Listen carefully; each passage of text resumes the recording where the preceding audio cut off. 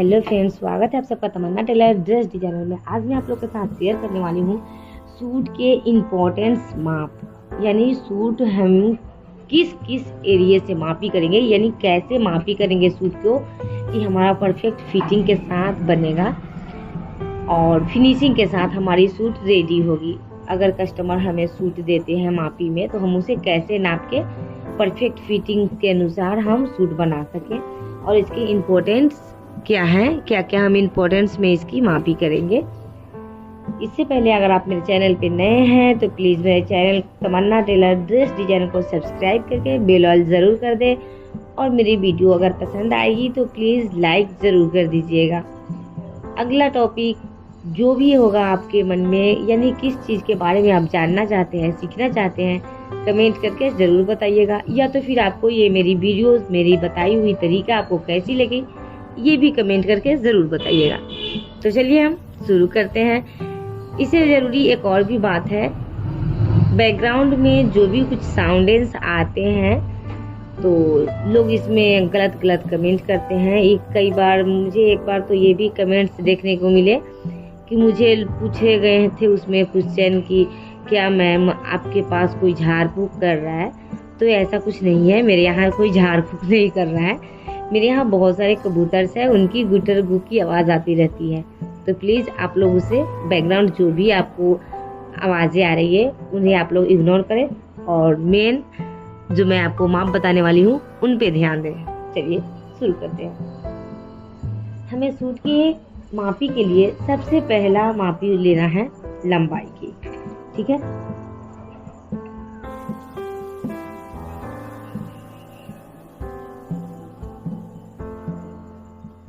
लंबाई,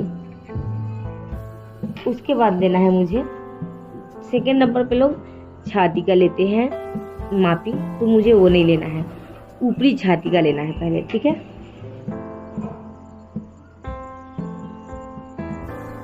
ऊपरी छाती, ठीक है। उसके बाद मुझे छाती का लेना है, ठीक है। इसके बाद मुझे लेना है कमर का,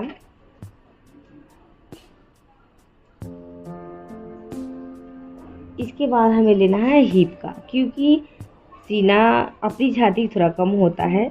कई बार लोगों का अपनी छाती और ये जो होता है छाती दोनों बराबर में आते हैं, लेकिन अक्सर छाती ज़्यादा होते हैं, कमर कम हो जाता है और हिप जो होते हैं जहाँ पे चाक बने होते हैं वो ज़्यादा हो जाता है, ठीक है। तो उसके बाद हिप लिखेंगे,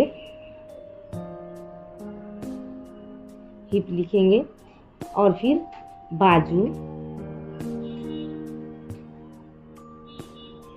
बाजू की फिटिंग यानी जो गुलाई ये आप देख रहे हैं, ये अगर मुझे बनानी हो तो हम इसकी गुलाई लेंगे, ठीक है। बाजू गुलाई, गुलाई लिखे या फिर फिटिंग लिखे, आपको समझने आने चाहिए, है ना, कि मैं क्या मापी की हूँ। आपको सबसे पहले ये ध्यान देना है कि मैं जो मापी की हूँ वो किस चीज़ का मापी है। आप जिस तरीके से आप समझते हैं उसी तरीके से लिखिए, ठीक है। इसके बाद हम लिखेंगे बाइसेप भी लिख सकते हैं, यानी बाजू की फिटिंग जो हमारे यहाँ पे आते हैं।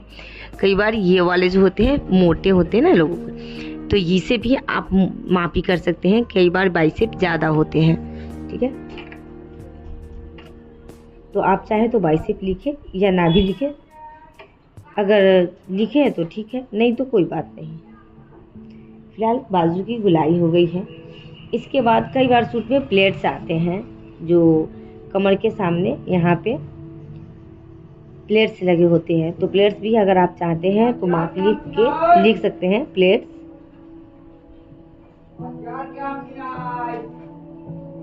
प्लेट अक्सर 12 इंच पे रहते हैं, मैं आपको बता दूं। बाकी तो ये आपकी लंबाई जितनी भी होगी आप उतना लिखिएगा, मैं इसमें कोई आपको नहीं बता रही कि इतना ही होगा, आपके मापी के अनुसार जितना होगा उतना लिखिएगा। प्लेट्स 12 इंच पे अक्सर लगते हैं। फिलहाल अगर आपके सूट में है मापी में तो आप वहाँ से माप लीजिएगा। इसके बाद तीरा यानी कंधी,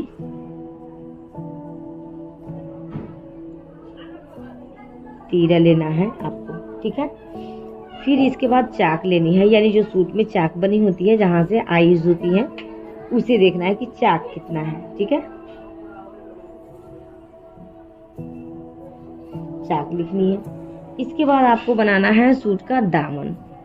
सूट में दामन आपका कितना आ रहा है ये बहुत इम्पोर्टेंट है कि दामन लिखिए। दामन अक्सर यहाँ हिप जितना होगा उतना ही होता है, अक्सर देखा जाता है। कई बार पहनने वाले की पसंद के ऊपर होती है, उससे 1-2 इंच ज़्यादा भी हो सकते हैं, कई बार लोग उससे कम भी पहनते हैं। तो अगर आप मापी सूट से कर रहे हैं और सूट के अगले भाग में कढ़ाई है दामन पे, जैसे मैं आपको बता दूं अपने ही सूट से, ये यहाँ पे जिस तरीके से ये कढ़ाई है, तो अगर उन कपड़ों में इस तरीके से कढ़ाई है और देखिए अगर इस तरीके से ये खींचता है, कभी कभी कढ़ाई क्या होता है ना कि खींचता है, तो बेहतर है दामन मापी करते समय आप बैक पार्ट की यानी बैक जो होगा पल्ले सूट का उसका दामन मापी कीजिएगा। जो कढ़ाई वाला दामन होगा उसे माप नहीं कीजिएगा, क्योंकि ये खींच चुका होता है तो आपका दामन कम हो सकता है। ठीक है, तो अब हम यहाँ पे दामन लिखेंगे। दामन हो गया, इतना हमें इम्पोर्टेंट है। और इससे इम्पोर्टेंट एक ये भी सवाल है गला। ठीक है, गला हमारे फ्रंट गला बैक गला कितना होना चाहिए। ठीक है, तो इसके बाद हम मापी करेंगे गला की। गला फ्रंट ऐसे एफ करके भी आप इसे दे सकते हैं या फिर आगे भी लिख सकते हैं। गला बैक, यही मेरा ये मापी हुआ सूट का, जो कि आपको पूरी बेहतर तरीके से इसमें समझ में आ जाएगी कि आपको सूट की माप लेने के लिए किन किन चीज़ों की ज़रूरत पड़ेगी। देखिए, आपको अगर हो सके तो इसका स्क्रीनशॉट भी ले सकते हैं, ताकि आप परमानेंटली अपनी डायरीज में इसे नोट कर लें कि मुझे सूट की मापी करते समय इतनी मापी की ज़रूरत तो पड़नी ही पड़नी है। ठीक है, थैंक्स फॉर वॉचिंग, बाय।